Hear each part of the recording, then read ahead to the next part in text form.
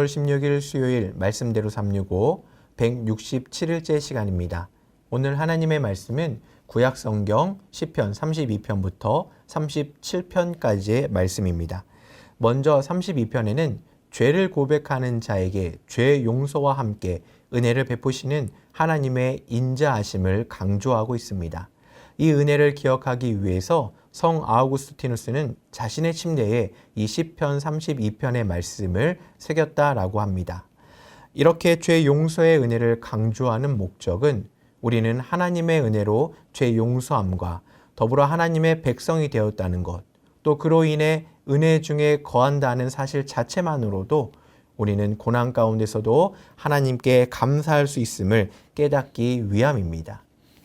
그 다음 33편에는 하나님을 찬양할 이유와 또 마땅히 하나님을 경외할 것을 이야기하면서 하나님의 권능과 또 하나님의 성품과 또 하나님의 역사하심을 증거하고 있습니다.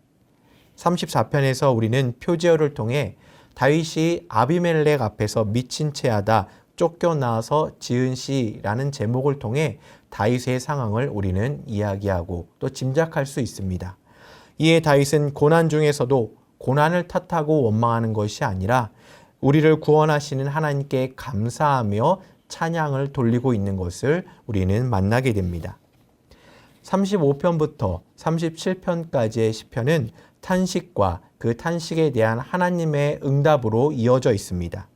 먼저 35편에는 억울한 상황 가운데서도 행악자들을 조롱하고 비판하는 것이 아니라 자신의 혀가 오직 하나님의 의로움만을 고백하게 해달라고 호소하고 있는 것을 보게 됩니다.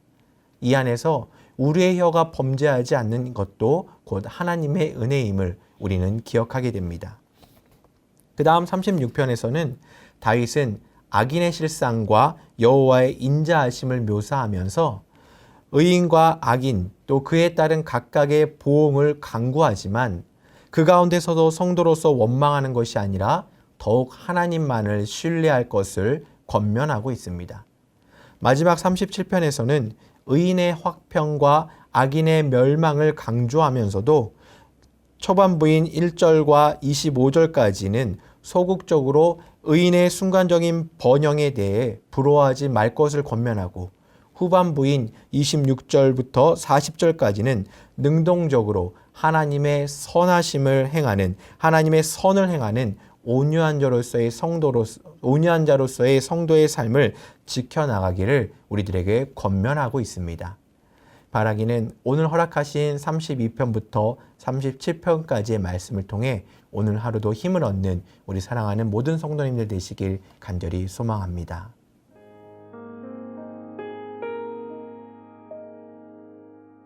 (6월 16일) 수요일입니다.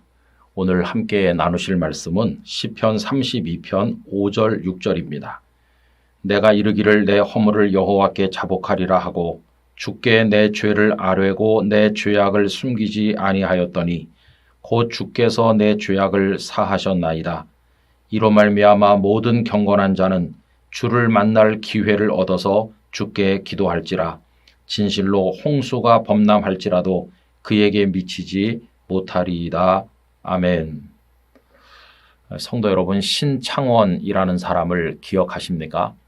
이 사람은 강도치사죄로 인해서 무기징역을 선고받고 복역하다가 1997년 1월에 부산 교도소를 탈옥했던 사람입니다. 그는 조그마한 환풍구로 탈출을 했는데요. 자기 몸을 그리로 빼내기 위해서 무려 15kg를 감량하고 준비해서 탈옥에 성공했던 대단한 사람입니다. 그 이후에 경찰이 발칵 뒤집혔고 교정당국에서랑 그 사람을 잡기 위해서 온 나라를 샅샅이 뒤지는 그런 일이 벌어졌는데 그 사람 무려 2년 6개월 동안 잡히지 않았어요. 그가 체포된 건 탈옥한 지 907일 만이었다고 합니다. 얼마나 신출귀몰한지 상상을 못할 정도의 재주를 가지고 피해 다닌 것을 볼 수 있어요. 그런데 여러분, 그가 잡혔을 때 했던 말이 뭔지 아세요? 홀가분하다, 편하다 하는 말이었습니다. 나는 간이 안 좋은데 잘 됐어요. 이렇게 말하면서 붙들렸다고 합니다.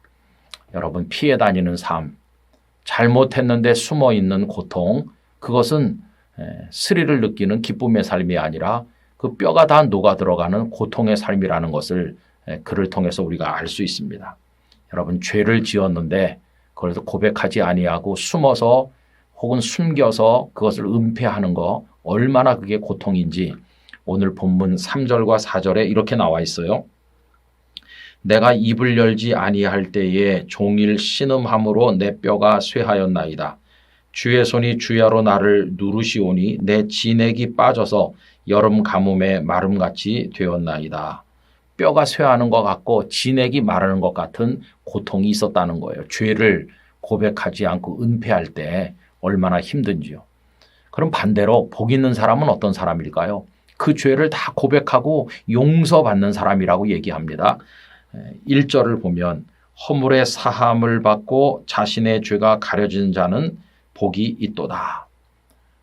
죄를 고백했더니 용서를 받았어요. 그러면서 죄가 많았는데 이제 용서를 받았기 때문에 다 가려주는 거죠. 이제 괜찮다. 내 죄는 해결됐다. 이때 그 사람이 누리는 복이 얼마나 큰가 하는 것입니다. 여러분, 다윗도 이런 고통을 경험한 적이 있죠. 밧세바를 끌어들여 간음을 하고 그다음에 이제 은폐를 해야 되는 거잖아요. 밧세바가 잉태를 했다고 연락해 오니까 이걸 어떻게 은폐하나. 전쟁터에 있는 그의 남편 우리야 장군을 끌어들여서 특별 휴가를 주고 집에 가서 아내와 지내라. 이렇게 하면은 우리야 장군의 아기를 가진 줄로 사람들이 알 거 아니겠어요? 그런데 우리야는 워낙 충직한 사람이라 병사들이 들판에서 고생하는데 내가 어떻게 아내와 함께 자겠느냐 이러면서 집에 가지도 않았어요. 그의 계획이 무산되자 다윗은 결국 우리야 장군을 죽음으로 내몰게 됩니다. 그리고 나서는 밧세바를 자기 아내로 삼고 시침이 뚝 떼고 있는 건데 여러분, 이게 죄를 짓고 숨긴 거 아닙니까? 사람들은 몰라도 하나님은 아시는 거고 그의 그 고통이 뼈가 쇠하는 것 같고 진액이 마르는 것 같은 고통을 겪은 거죠. 그런데 나단 선지자가 와서 그의 죄악을 지적하고 하나님의 진노를 전달했을 때 그는 그때 엎드러져서 철저하게 회개합니다. 하나님께서 그를 불쌍히 여겨 그 죄를 용서하시는데 그 용서받은 사람의 그 복이라고 할지 그 안도감, 용서받은 그 해방감, 그걸 이제 오늘 이야기하는 거죠. 그래서 이 다윗은 우리에게 하나님 앞에 지은 죄를 고백할 것을 얘기하고 자기도 그렇게 했다고 하면서 그런 회개를 하나님 앞에 드려야 된다고 오늘 본문 5절과 6절에서 얘기합니다. 내가 이르기를 내 허물을 여호와께 자복하리라 하고 주께 내 죄를 아뢰고 내 죄악을 숨기지 아니하였더니, 아뢰고 숨기지 않고 이미 알고 계신 하나님 앞에 다 고백을 했더니 곧 주께서 내 죄악을 사하셨나이다. 그때 느끼는 자유와 기쁨, 그 용서받은 감사, 이걸 얘기하는 거죠. 이로 말미암아 모든 경건한 자는 주를 만날 기회를 얻어서 주께 기도할지라. 진실로 홍수가 범람할지라도 그에게 미치지 못하리이다. 여러분, 하나님 앞에 숨길 수 없어요. 은폐하려고 하면 안 됩니다. 그 고통이 얼마나 큰지 몰라요. 예수님의 십자가 보혈을 의지하고 낱낱이 다 쏟아놓고 고백하고 회개하면 주님은 용서의 기쁨으로 우리에게 은혜를 주실 것입니다. 주님 앞에 설 때 거리낄 것 하나도 없이 어린 아이 같은 맑은 마음으로 그렇게 하나님을 섬기게 되시기를 간절히 기원합니다. 아버지 하나님, 저희의 죄를 씻기 위하여 독생자 예수님으로 십자가를 지게 하셨으니 모든 죄, 어떤 죄든지 주님 앞에 고백하는 믿음을 주시기를 원합니다.